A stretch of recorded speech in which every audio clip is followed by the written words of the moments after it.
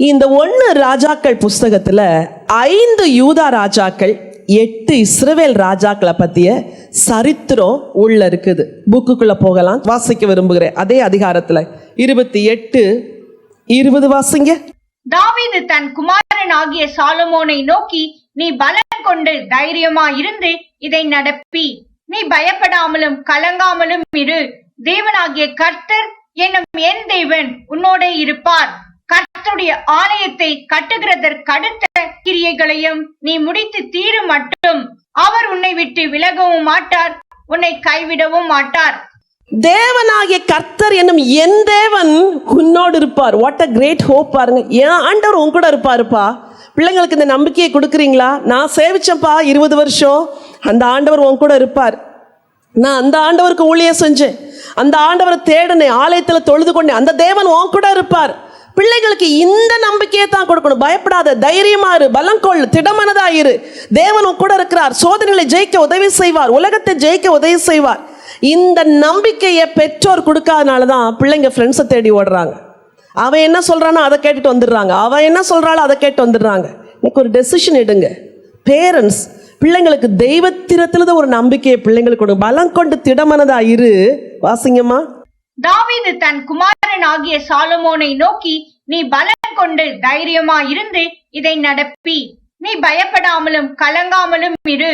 தேவனாகிய கர்த்தர் என்னும் என் தேவன் உன்னோட இருப்பார்.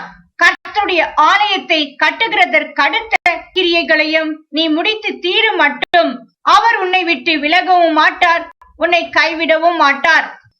என்னை விட்டு விலகலப்பா. எனக்கு 70 வயசு ஆயிடுச்சு, நான் முதிர் வயது உள்ளவன் ஆயிட்டேன். இந்த 70 வருஷத்துல ஒரு நாள் கூட கர்த்தர் என்னை கைவிடலை, உன்னையும் கைவிட மாட்டார். இதுதாங்க நீங்க உங்க பிள்ளைங்களுக்கு வைக்கிற சொத்து. தேவன் மேல நீ வச்சிருக்கிற நம்பிக்கை. நீங்க எப்படி வாழ்ந்தீங்கிறதையும் உங்க பிள்ளைங்களுக்கு சொன்னீங்கன்னா உங்க பிள்ளைங்க அந்த விசுவாச பாதையில ஓடுவாங்க. ஸோ அதிகாரம் 1 தாவீதின் அந்திய காலத்தை குறித்து சொல்லுது. இன்னும் சில வசனங்களை மட்டும் நான் அதுல வாசிக்க விரும்புகிறேன். திருப்பிக் கொள்ளுங்க. 1 ராஜாக்கள் 1ஆம் அதிகாரம் 5வது வசனம். ஆகீத்துக்கு பிறந்த அதோனியா என்பவன், நல்லா கவனிச்சுட்டே வரணும். நான் ராஜா ஆவேன் என்று சொல்லி தன்னைத்தான் உயர்த்தி. யாரு தன்னை உயர்த்தினா? தாவீதுடைய இன்னொரு மனைவி ஆகீத். பேர் என்ன? பையன் பேரு அதோனியா என்பவன் தன்னைத்தானே உயர்த்தி. வாசிங்க. தனக்கு ரதங்களையும் குதிரை வீரரையும் தனக்கு முன் ஓடும் 50 காலாட்களையும் சம்பாதித்தான். 7வது வசனம். அவன் செரியாவின் குமாரனாகிய யோவாபோடும் ஆசாரியனாகிய அபியத்தாரோடும் ஆலோசனை பண்ணி வந்தான். அவர்கள் அவனிடத்திலிருந்து அவனுக்கு உதவி செய்து வந்தார்கள். 9வது வசனம். அதோனியா இன்ரோகேலுக்கு சமீபமான சொகேலத் என்னும் கல்லின் அருகே ஆடு மாடுகளையும் கொழுத்த ஜந்துக்களையும் அடித்து ராஜாவின் குமாரராகிய தன் சகோதரர் எல்லோரையும் ராஜாவின் ஊழியக்காரரான யூதா மனுஷர் அனைவரையும் அழைத்தான். எல்லாரையும் கூப்பிட்டாரு. 10வது வசனம். தீர்க்கதரிசியாகிய நாத்தானையும் பெனாயாவையும் பராக்கிரமசாலியையும் தன் சகோதரனாகிய சாலமோனையும் அழைக்கவில்லை. எல்லா பிரதர்ஸையும் கூப்பிட்டாரு, ஒருத்தர் மட்டும் கூப்பிடல. யாரை கூப்பிடல? ஏன்னா அவருக்கு தெரியும், காட் ப்ராமிஸ் பண்ணியிருந்தாரு யார் தான் ராஜாவாவேன்ட்டு. So he was doing against the will of God. அதனால கூப்பிடல. நாத்தானை கூப்பிடல, பெனாயாவை கூப்பிடல, மற்ற எல்லாரையும் கூப்பிட்டாரு, விருந்து செஞ்சாரு. செய்தி நாத்தானுக்கு போகுது. அடுத்த வசனம் வாசிங்க. அப்பொழுது நாத்தான் சாலமோனின் தாயாகிய பத்சேபாளை நோக்கி, நம்முடைய ஆண்டவனாகிய தாவீதுக்கு தெரியாமல் ஆகீத்தின் குமாரனாகிய அதோனியா ராஜாவாகிற செய்தியை நீ கேட்க. இந்த நியூஸ் ஒன்னு கேட்கலையா? அவன் ராஜாவாயிட்டான்னு வச்சுக்கோ, அடுத்து யாருக்கு உயிருக்கு சேதம்? ஓ உயிருக்கு சேதம், சாலமோனோட உயிருக்கு சேதம். இப்பவும் உன் பிராணனை தப்பு வைக்கிறதுக்கு நான் ஒரு ஆலோசனை சொல்றேன், வா அப்படின்னு கூப்பிடார். அடுத்த வசனம் வாசிங்க. இப்போதும் உன் பிராணனையும் உன் குமாரனாகிய சாலமோனின் பிராணனையும் தப்புவிக்கும்படி நீ வா, உனக்கு நான் ஆலோசனை சொல்லுவேன். சரி, நீ தாவீது ராஜாவிடத்தில் போய், ராஜாவாகிய என் ஆண்டவனே, எனக்கு பின் உன் குமாரனாகிய சாலமோன் ராஜாவாகி அவனே என் சிங்காசனத்தின் மேல் வீற்றிருப்பான் என்று நீர் உமது அடியாளுக்கு ஆணையிடவில்லையா? அப்படி இருக்க அதோனியா ராஜாவாகிறது என்ன என்று அவரிடத்தில் கேள். நீ அங்கே ராஜாவோடு பேசிக் கொண்டிருக்கையில் நானும் உனக்கு பின் வந்து உன் வார்த்தைகளை உறுதிப்படுத்துவேன் என்றார். இந்த ஆலோசனையை யாருக்கு சொல்றாரு? நாத்தான் பத்சேபாளுக்கு சொல்றார். பத்சேபாள் உள்ள போறாங்க, தாவீதோடு பேசுறாங்க. தாவீதுடைய காதுகள்ல செய்தி விழுது. தாவீது என்ன சொல்றாரு வாசிக்கலாம். 29. அப்பொழுது ராஜா உன் குமாரனாகிய சாலமோன் எனக்கு பின் அரசாண்டு அவனே என் ஸ்தானத்தில் என் சிங்காசனத்தின் மேல் வீற்றிருப்பான் என்று நான் உனக்கு இஸ்ரவேலின் தேவனாகிய கர்த்தர் மேல் ஆணையிட்டபடியே இன்றைக்கு செய்து தீர்ப்பேன் என்பதை என் ஆத்துமாவை எல்லா இக்கட்டுக்கும் நீங்களாக்கி மீட்ட கர்த்தருடைய ஜீவனை கொண்டு சொல்லுகிறேன் என்று ஆணையிட்டான் என்று சொல்லி ஆணையிடுறாரு. உடனே தீர்க்கதரிசி படைத்தளபதி எல்லா சாலமோனை கூட்டிட்டு போய் ராஜாவாக்கிடுறாங்க. வாசிக்கலாம் 45 வாசிங்க. ஆசாரியனாகிய சாதோக்கும் தீர்க்கதரிசியாகிய நாத்தானும் அவனை கீகோனிலே ராஜாவாக அபிஷேகம் பண்ணினார். கீகோன் என்பது எருசலேமிலிருந்து 4 கிலோமீட்டர் தொலைவில் உள்ள ஒரு பட்டணம். அங்கே அழைச்சிட்டு போய் ராஜாவாக்குறாங்க. பூரிகைகள் எக்காலெல்லாம் முழங்குது, பயங்கர சந்தோஷம். அடுத்த வசனம். அல்லாமலும் சாலமோன் ராஜாங்கத்துக்குரிய சிங்காசனத்தில் மேல் வீற்றிருக்கிறான். ராஜாவின் ஊழியக்காரரும் தாவீது ராஜாவாகிய நம்முடைய ஆண்டவனை எல்லாரும் விஷ் பண்றாங்க. தாவீதுக்கு ரொம்ப சந்தோஷம். கட்டிலின் முனையில கர்த்தரை தொழுது கொள்கிறார். என்ன ஒரு தேவ பக்தி பாருங்க. அந்த வயசான காலத்திலையும் ஆண்டவருக்கு நன்றி செலுத்த மறக்கல. 70 இயர்ஸ் என்பது வந்து ரொம்ப வயது கிடையாது. ஆனா யுத்தத்துல தன்னுடைய பலனெல்லாம் செலவழிச்சதுனால மற்ற நம்முடைய முற்பிதாக்களை விட அவர் சற்று ஏர்லியரா உள்ள ஏஜ்லயே அவருக்கு ரொம்ப பலன் பறஞ்சு போயிடுச்சு. தாவீது கர்த்தரை தொழுது கொள்கிறாராம். இந்த நியூஸ் யாருக்கு போகுது? அதோனியாவுக்கு போகுது. வாசிக்கலாம் 50வது வசனம். அதோனியா சாலமோனுக்கு பயந்ததினால் எழுந்து போய் பலிபீடத்தின் கொம்புகளை பிடித்து கொண்டான். இதோ அதோனியா ராஜாவாகிய சாலமோனுக்கு பயப்படுகிறான் என்றும் இதோ அவன் பலிபீடத்தின் கொம்புகளை பிடித்து கொண்டு ராஜாவாகிய சாலமோன் தமது அடியானை பட்டயத்தாலே கொண்டு போடுவதில்லை என்று இன்று எனக்கு ஆணையிடுவாராக என்கிறான் என்றும் சாலமோனுக்கு நல்லா கவனிங்க. அதோனியா வந்து ரொம்ப பயந்துட்டான். பிரதர் தானே, கசின், அதாவது இன்னொரு மனைவியுடைய பையன். அப்போ சரி பரவாயில்ல போயிரு அப்படின்னு விட்டுறல. ஆவிக்குரிய வாழ்க்கையில சர்ப்பங்களை போல வினாவுள்ளவர்களாக இருக்கணும். புறாவை போல சொல்லுங்க. எல்லா இடத்துலையும் புறாக்கள் போல இருந்துட்டா மக்கள் நம்ம தலைமையில ஏறிடுவாங்க. சில இடத்துல சர்ப்பங்களை போல, அதுக்காக சண்டை போடுங்கன்னு சொல்லலை. தேவன் தருகிற ஞானத்தின்படி நடக்கணும். அதோனியா வந்து பலிபீடத்தின் கொம்புகளை பிடிச்சிட்டு ஐயோ என்னை கொலை செஞ்சிடாதீங்க அப்படின்னு சொல்றான். சாலமோன் சகோதரன் தானே அப்படின்னு பேசல. அந்த வார்த்தையை பாருங்க. 52. சாலமோன் அவன் யோக்கியன் என்று விளங்க நடந்து கொண்டால் அவன் தலைமயிரில் ஒன்றும் தரையிலே விழப்போகிறதில்லை. அவனிடத்தில் பொல்லாப்பு காணப்படுமே ஆகில் அவன் சாக வேண்டும் என்றான். சூப்பர் அல்ல? கிங் ஆன உடனே டோனு மாறிடுது, பேசுறது. என்ன நீ என் பிரதரா இருந்தாலும் இப்ப நான் யாரு? ராஜா. எங்க அப்பா சொல்லியிருக்கிறாரு புத்திமானா நடந்துக்கோன்னு. அதனால உனக்கு சொல்றேன், நீ யோகியனா நடந்தா பிழைச்ச, இல்லைன்னா என்னது அவ்வளோதான் அப்படின்னு முதல் தீர்ப்பே சூப்பராக வந்துடுது. சாலமோனை உயர்ந்த ஸ்தானத்தில் தேவன் ராஜாவாக்கினார். அதிகாரம் 1, தாவீதின் கடைசி நாட்கள். இதான் சொல்கிற முதல் செய்தி. வசனம் 1-4. 2வது செய்தி அதோனியாவின் திட்டம். வசனம் 5-9. 3வது செய்தி பத்சேபாளின் வேண்டுகோள். வசனம் 15-27. ஹிஸ்டரியை மைண்டில் வச்சுக்கிட்டே எழுதுங்க. தாவீதுடைய கடைசி நாட்கள், அதோனியாவின் திட்டம், பத்சேபாளின் வேண்டுகோள், சாலமன் ராஜாவாகுதல். வசனம் 10-40 வரைக்கும். 5வது செய்தி அதோனியா சாலமோனிடத்தில் சரணடைதல். வசனம் 41-53 வரைக்கும். ஸோ இந்த முதல் அதிகாரத்தில் தாவீது சாலமோனை ராஜாவாக்கிறாரு. அவர் வாழ்க்கையில் நடந்த சம்பவங்கள். ஸோ அரசன் ஆன உடனே 3 பேரை குறித்து மிக முக்கியமாக பேசுகிறாரு. அதை மட்டும் நெக்ஸ்ட் சாப்டர், அதை மட்டும்தான் அதோடைய செய்தி. அதை மட்டும் வாசிச்சு அந்த சாப்டரை முடிக்கலாம்னு நினைக்கிறேன். 2ஆம் அதிகாரம் 1 வசனம். தாவீது மரணமடையும் காலம் சமீபித்த போது சரி அவன் தன் குமாரனாகிய சாலமோனுக்கு கட்டளையிட்டு சொன்னது. நல்லா கவனிங்க. நான் பூலோகத்தார் யாவரும் போகிற வழியே போகிறேன். நீ திடன் கொண்டு புருஷனாயிரு. நீ என்ன செய்தாலும், நீ எங்கே போனாலும், நீ என்ன செஞ்சாலும், எங்க போனாலும் எல்லாவற்றிலும் புத்திமானாய் இருக்கிறதற்கும் கர்த்தர் என்னை குறித்து உன் பிள்ளைகள் தங்கள் முழு இருதயத்தோடும் தங்கள் முழு ஆத்துமாவோடும் எனக்கு முன்பாக உண்மையாய் நடக்கும்படிக்கு தங்கள் வழியை காத்து கொண்டால் இஸ்ரவேலின் சிங்காசனத்தின் மேல் வீற்றிருக்கத்தக்க புருஷன் உனக்கு இல்லாமற் போவதில்லை என்று சொன்ன தம்முடைய வார்த்தையை திடப்படுத்துகிறது. நல்லா கவனிங்க. 2 சாமுவேல் 7ஆம் அதிகாரத்துல ஆண்டவர் தாவீதோடு ஒரு உடன்படிக்கை பண்ணுவார். அந்த உடன்படிக்கை என்னன்னா, தாவீது, உன் பிள்ளைங்க என் வார்த்தையை சரியா கை கொண்டால் உன் சந்ததியில சிங்காசனத்தில் உட்கார்ற நபர் இல்லாம போகவே மாட்டாங்கப்பா. உன் சந்ததி முழுசும் சிங்காசனத்தில் உட்கார்ற ராஜாக்கள் வருவாங்க அப்படின்னு ஒரு உடன்படிக்கை பண்ணார். அதாவது ராஜ்யபாரம் என்றென்றைக்கும் இருக்கும். தாவீது கேட்ட உடனே அதிர்ந்து போயிட்டார். ஆண்டவரே, இது எப்படி? தேசத்துலலாம் என்ன நடக்குது? ஒருத்தர் ராஜாவா இருக்கிறா, அடுத்த வந்து அவனை வெட்டி கொலை செஞ்சிடுறான். இன்னொருத்தர் ராஜாவாயிடுறான். வேற ஒரு நாட்டான் வருகிறான், வெட்டி கொலை செய்யறான், அவன் ராஜாவாயிடுறான். ஆனா எனக்கு ஏன் சிங்காசனத்துல என்றென்றைக்கும் என் சந்ததி இருக்கும்னு சொல்றீங்களே அப்படின்னு ஆச்சரியப்படுறார். இது 2 சாமுவேல் 7ஆம் அதிகாரத்தில் இருக்குது. இந்த ப்ராமிஸ் உலக பிரகாரமான சிங்காசனத்தை மட்டும் சொல்லல, என்றென்றைக்கும் ராஜாவா யார் இருப்பா? இயேசு கிறிஸ்து. அந்த நித்திய ராஜா ஓ சந்ததியில வருவாரு அப்படிங்கிற ப்ராமிஸையும் சொன்னார். அப்ப இங்க அந்த உடன்படிக்கையை சன்னுக்கு சொல்றாரு, என் கூட ஆண்டவர் ஒரு உடன்படிக்கை பண்ணாருப்பா. என்ன தெரியுமா? உன் பிள்ளைங்க என் வார்த்தையை காத்து நடந்தா என்றென்றைக்கும் உன் சந்ததி சிங்காசனத்தில் இருக்கும்னு சொன்னாரு. உனக்கு நான் சொல்றேன், நீ புத்திமானா நடந்துக்கோ, கடவுளுடைய வார்த்தைக்கு பயந்து நட. இப்பவும் கூட அதைத்தான் சொல்றாரே ஒழிய வேற எதையும் சொல்லலை. எத்தனை தாளந்து பொன் சேர்த்து வச்சேன்னு சொல்லல, எத்தனை சேக்கல் வெள்ளி சேர்த்து வச்சேன்னு சொல்ல, அதெல்லாம் சொல்லல. கடவுளுக்கு பயந்து நட சொல்லிட்டு சில ஆலோசனைகள் சொல்றார். 5வது வசனம் வாசிங்க.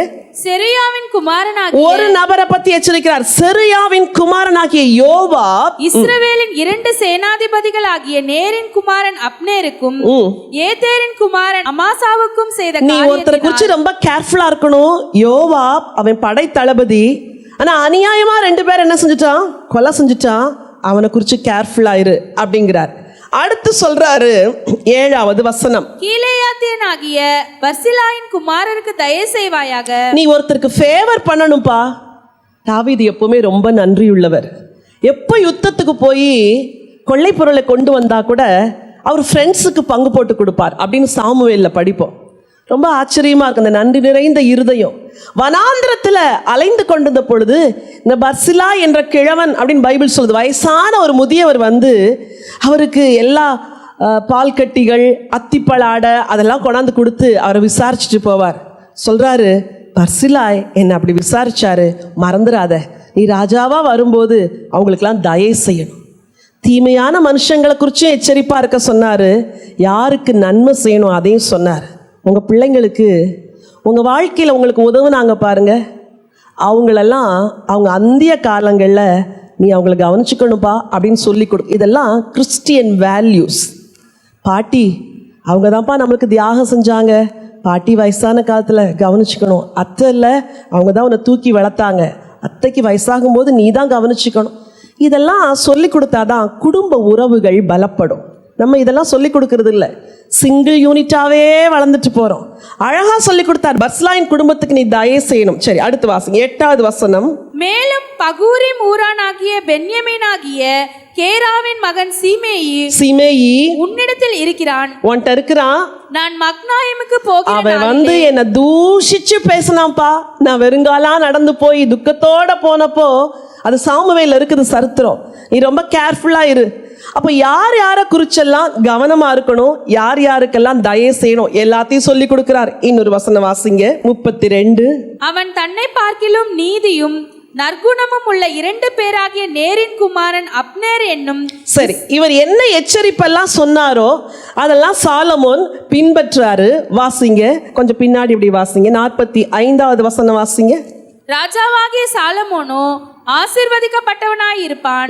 தாவீதின் சிங்காசனம் என்றைக்கும் கர்த்தருக்கு முன்பாக உறுதியாக இருக்கும். இப்படி யாரை குறிச்சு கேர்ஃபுல்லா இருக்கணும், யாருக்கு தயவு செய்யணும் எல்லாம் சொல்லிட்டு தாவீது மறுச்சிடுறார். வாசிக்கலாம் 10வது வசனம். பின்பு தாவீது தன் பிதாக்களோட நித்திரை அடைந்து தாவீது நகரத்தில் அடக்கம் பண்ணப்பட்டான். தாவீது இஸ்ரவேலை ஆண்ட நாட்கள் 40 வருஷம். எத்தனை வருஷம்? எத்தனை வயசுல ராஜாவானாரு? எப்ரோனில் 7 வருஷமும் எருசலேமில் 33 வருஷமும் அரசானார். 30 வயசுல ராஜாவானாரு. 40 வருஷம் ஆட்சி செஞ்சாரு. 70 வயசுல மறிச்சிட்டாரு. அதிகாரம் 2 என்ன சொல்லுது? சுருக்கமா சொல்றேன், எழுதிக்கோங்க. சாலமோனுக்கு தாவீதின் கட்டளை தாவீதின் மரணம். இதான் சாப்டருடைய டைட்டில். நம்பர் 1, தாவீதின் கட்டளை, மரணம், வசனம் 1-11. நம்பர் 2, சாலமோனின் ராஜ்யம் பலப்படுதல், வசனம் 12. தாவீது சொன்ன மாதிரியே சாலமோன் 3 பேருக்கு தீர்ப்பு செஞ்சிருவார். 3வது குறிப்பு, அதோனியா, அபியத்தார், யோவாபுக்கு தீர்ப்பு, வசனம் 13-34. நம்பர் 4, புதிய படைத்தளபதியும் ஆசாரியனும் நியமிக்கப்படுதல். கவர்மெண்ட்டை புதுசாக எஸ்டாப்ளிஷ் பண்ணுறார். புது கமாண்டர்ஸ், புது ஜெனரல்ஸ், புது ப்ரீஸ்ட், எல்லாம் புதுசாக. வசனம் 35. 5வது குறிப்பு, சிமேயிக்கு தீர்ப்பு, வசனம் 36-46 வரைக்கும். ஸோ இந்த செகண்ட் சாப்டரில் தாவீது கட்டளை கொடுத்து மரணம் அடைஞ்சிடறாரு. தகப்பனுடைய கட்டளையை ஞானமாக ஏற்றுக்கொண்டு சாலமோன் யாருக்கு தீர்ப்பு கொடுக்கணுமோ அவருக்கு தீர்ப்பு கொடுக்கிறார். இன்னைக்கு ஒரே ஒரு காரியத்தை உங்களுக்கு நான் எம்ஃபசைஸ் பண்ண விரும்புகிறேன். நீங்கள் எல்லாரும் பக்தியாக வாழ்கிறீங்க. உங்களுக்கு அடுத்து ஒரு தலைமுறை இருக்குது. கர்த்தர் சொன்னார், உன் சந்ததியின் மேல் என் ஆவியையும் உன் சந்தானத்தின் மேல் என் ஆசீர்வாதத்தையும் ஊற்றுவேன். உங்களுடைய பொறுப்புகளில் மிகப்பெரிய பொறுப்பு என்ன தெரியுமா? உங்கள் பிள்ளைகளுக்கு ஆகாரம் கொடுத்து, வஸ்திரம் கொடுத்து, உங்கள் பிள்ளைங்களை படிக்க வச்சு காலேஜுக்கு அனுப்பி லைஃப்பை செட்டில் பண்ணுறது மட்டும் கிடையாது. You are responsible for the spiritual life of your children. உங்கள் பிள்ளைங்களுடைய ஆவிக்குரிய வாழ்க்கைக்கு பெற்றோராகிய நீங்கள் தான் பொறுப்பு. ஒரு தாவீது 70 வயசு வரைக்கும் பக்தியாக வாழ்ந்தார். அவரால் முடிஞ்ச அளவுக்கு அவருடைய பிள்ளைக்கு பக்தி மார்க்கத்தை சொல்லி கொடுத்துட்டு போயிட்டார். நம்ம அடுத்த தலைமுறைக்கு எதை கொடுக்க போகிறோம்? இங்கே இருக்க யங்ஸ்டர்ஸ் உங்களை பார்த்து கேட்குறேன், உலகம் சொல்லும் ஜாலியாக வாழுன்னு சொல்லு, ஏசு சொல்லுவார் ஹோலியாக வாழு அப்படின்ட்டு. ஜாலியாக வாழ்கிறது கொஞ்ச நாள் தான். ஆனால் நீ பரிசுத்தமாக வாழ்ந்தா நீ உனக்காகவும் வாழ்கிற, உன் தலைமுறைக்கும் வாழ்கிற. உங்கள் அம்மா பக்தி உள்ளவங்க, உங்கள் அப்பா பக்தி உள்ளவங்க, அவங்க பக்தியாக வாழ்ந்தனால உனக்குள்ளே ஏதோ கொஞ்சம் பக்தி இருக்குது. நான் உன்னை கேட்குறேன், நீ எப்படி வாழ்ந்தா உன் அடுத்த தலைமுறையை நீ பக்தியாக நடத்த முடியுங்கிறத அப்போ இல்லை இப்போவே சிந்திக்கணும். இந்த இளவயது நாட்கள் தான் ஆண்டவருக்காக வாழ்கிற நாட்கள். எல்லா கவலைகளையும் ஒருத்துட்டு, எல்லா பாவத்தையும் வெறுத்துட்டு நீ இயேசுக்காக வாழ்ந்து பாரு, உன் சந்ததி ஆசீர்வதிக்கப்படும். நம்ம எல்லார் மேலேயும் ஒரு பொறுப்பை கொடுத்துருக்கிறாரு. நம்ம சந்ததியை காப்பாற்றுகிற ஒரு பொறுப்பை, திருச்சபையின் மேலே பொறுப்பு. உங்கள் பிள்ளைங்க மட்டும் இல்லை, சர்ச்சுக்கு வர அத்தனை யங்ஸ்டர்ஸுடைய பக்தி வாழ்க்கைக்கு இங்கே இருக்கிற பெரியவங்க பொறுப்பு. நீங்கள் ஜெபிக்கணும், இந்த பிள்ளைங்களை பார்க்கும்போது உற்சாகப்படுத்தணும், ஜெபம் பண்ணியான்னு கேட்கணும், பைபிள் வாசிச்சியான்னு கேட்கணும், நீ கடைசியாக எப்போ ஃபாஸ்ட் பண்ண கேட்கணும், உனக்கு என்ன போராட்டம் இருக்குது சொல்லு, அங்கிள் ஜெபம் பண்ணுறேன், ஆன்ட்டி ஜெபம் பண்ணுறேன் சொல். நம்ம பிள்ளைங்களுக்கு மட்டும் அல்ல, நம்ம சபைக்கு வர்ற பிள்ளைங்க அத்தனை பேருக்கும் நம்ம தான் உத்தரவாதி. ஒரு பையன் மேலே தோள் போட்டு, தம்பி ஏமா உன் முகம் வாடி போயிருக்குது கொஞ்சம் சொல்லுன்னு அவன் சொல்லுவான், அங்கிள் என்னால் பரிசுத்தமாகவே இருக்க முடியல அங்கிள், எனக்கு உதவி செய்யுங்க, ஜெபம் பண்ணுங்க, நான் அந்த வாரம்லாம் உனக்கு ஜெபம் பண்ணுறேன், இந்த சங்கீதத்தை படி, ஆண்டவர் உனக்கு உதவி செய்வார், இந்த புக்கை படி, கர்த்தர் உனக்கு உதவி செய்வார். சபையில் உள்ள 2வது சந்ததியை காப்பாற்ற வேண்டிய மிக பொறுப்பு நமக்கு இருக்குது. சாலமோன்கள் எழும்ப வேண்டும், தாவீதுக்கள் எழும்ப வேண்டும், தீமோத்தேயுக்கள் எழும்ப வேண்டும். எல்லாரும் ஒரு நிமிஷம் எழும்பி நிற்கலாமா? ஹல்லேலூயா. ஏசாயா சொன்னது போல, நானும் கர்த்தர் எனக்கு கொடுத்த பிள்ளைகளும் இஸ்ரவேலிலே அடையாளங்களாய் அற்புதங்களாய் இருக்கிறோம் என்று சொன்னது போல 2 கையை ஆண்டவருக்கு நேராக விரிச்சுக்கோங்க. யங்ஸ்டர்ஸ், வாலிப பிள்ளைங்க, இப்பொழுதே நீங்கள் உங்கள் சந்ததிக்காகவும் ஜெபம் பண்ணணும். ஆண்டவரே, என்னையும் உங்கள் வருகை தாமதிக்கும் என்றால் எனக்கு வரப்போகிற சந்ததியும் அடையாளமாய் அற்புதமாய் மாற்றுங்கப்பா. ஒரு தாவீது தான் பக்தியாய் வாழ்ந்தது போல தன் மகனுக்குரிய தெய்வீக திட்டத்தையும் வாங்கி கொடுக்கக்கூடிய அளவுக்கு பக்தியா வாழ்ந்தாரே. அந்த சாலமோன் ஆரம்ப நாட்களில் தேவனை தேடினார், ஆண்டவருக்கு சர்வாங்க தகன பலிகளை செலுத்தினார், மிகப்பெரிய சரித்திர புகழ் வாய்ந்த ஆலயத்தை கட்டணுங்க ஒரு ஜீல் அந்த சாலமோனுக்குள்ள வந்தது தாவீதினால தான். பேரண்ட்ஸ் எல்லாரும் கர்த்தரை கேளுங்க, ஆண்டவரே எங்க பிள்ளைங்களை மோட்டிவேட் பண்ணக்கூடிய ஒரு நல்ல ஒரு இருதயத்தை எங்களுக்கு தாங்க ஆண்டவரே. எங்க பிள்ளைகளுடைய குறைகளை குற்றங்களை மட்டும் நாங்கள் பார்க்காதபடி இல்லாதபடிக்கு ஆண்டவரே அவருடைய வாழ்க்கையின் போராட்டங்களில் உதவி செய்யக்கூடிய அளவுக்கு மெச்சோர்ட் கிறிஸ்டியன்ஸா எங்களை மாற்றும்படியா ஜெபிக்கிற ஆண்டவரே. எங்க சந்ததியை நாங்க தூக்கி விடணும் ஆண்டவரே. எங்க சந்ததியை உத்தமர்களா நிறுத்தணும் ஆண்டவரே. எங்க சந்ததியை உமக்கு பயப்படுகிற சந்ததியா வாழ வைக்கணும் ஆண்டவரே. திருச்சபையில் இன்னைக்கு வந்திருக்கிற எல்லாரும் மேல உம்முடைய கிருபையை தரும்படியா ஜெபிக்கிறேன். தாவீது கருண கிருபையை உங்களுக்கு நிச்சயமாய் தருவேன் என்று சொன்னீரே. தாவீது தன் குமாரனை தேவ சித்தத்துக்கு நேராய் கடைசி நேரம் வரைக்கும் நடத்தினது போல ஆண்டவரே எங்கள் சபையில ஒவ்வொரு குடும்பத்தின் பிள்ளைகளுக்காய் ஜெபிக்கிறோம். ஒவ்வொரு குடும்பத்தின் பெற்றோருக்காய் ஜெபிக்கிறேன். இந்த பொறுப்பை அவர்களுக்கு தாங்கப்பா. பிள்ளைகளுக்காய் ஒவ்வொரு நாளும் ஜெபிக்கிற ஜெப ஆவியை கொடுங்க ஆண்டவரே. ஆண்டவரே தன் பிள்ளைகளுடைய பரிசுத்த வாழ்க்கைக்காய், எதிர்காலத்துக்காய் ஆண்டவரே, எதிர்கால துணைக்காய், எல்லாவற்றுக்காய் ஜெபிக்கக்கூடிய ஒரு பாரமுள்ள ஆவியினால் பெற்றோரை நிரப்புங்க. அதே நேரத்தில் எங்க வாலிப பிள்ளைகளுக்காய் ஜெபிக்கிறோம். இயேசுவின் நாமத்திலே தனக்காக என்று வாழாதபடி தன்னுடைய எதிர்கால தலைமுறைக்காக இப்பொழுதே பரிசுத்தமாய் வாழ என் அன்பு வாலிப பிள்ளைகள் ஒவ்வொருவருக்கும் உதவி செய்வீராக. அவருடைய போராட்டங்கள் எல்லாவற்றும் விடுதலை தரும்படியா ஜெபிக்கிறேன். இயேசுவின் நாமத்திலே குமாரன் விடுதலை ஆக்கினால் மெய்யாகவே விடுதலை ஆவீர்கள் என்று சொல்லியிருக்கிறது. எங்கள் சபையின் பிள்ளைகளை விடுதலை செய்யுங்க ஆண்டவரே. சபையின் பிள்ளைகளை விடுதலை செய்யுங்க ஆண்டவரே. உத்தம இருதயத்தோடு உம்மை சேவிக்கும்படி, உம்மை அறியும்படி, உம்மை தேடும்படி எங்க பிள்ளைங்க உள்ளத்துல தெய்வீக அன்பை ஊற்றுங்கப்பா. தேவன் மேல் தாகத்தை ஊற்றும்படியா ஜெபிக்கிறேன் ஆண்டவரே. ஒரு பரிசுத்த சந்ததி எழும்புவதாக.